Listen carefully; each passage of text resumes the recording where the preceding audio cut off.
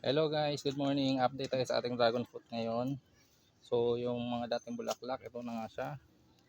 Ayan, bunga na siya guys. Masyado nang madamo ang ating ibabaw ng bubong.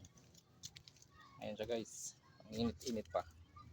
Tapos yung dating medyo malaki na, nung bulaklak pa lang yung unang natin pinakita. So ngayon ay nahinog na.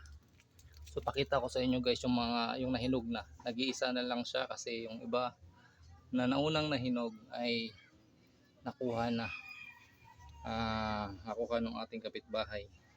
Pero nagsabi naman siya after niya makuha na siya ang kumuha ng ating dragon fruit. So ito na yung hinog natin guys. Tignan nyo.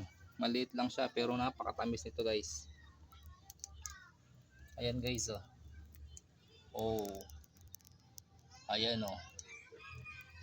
Guys, pinagpapawisan na ako guys.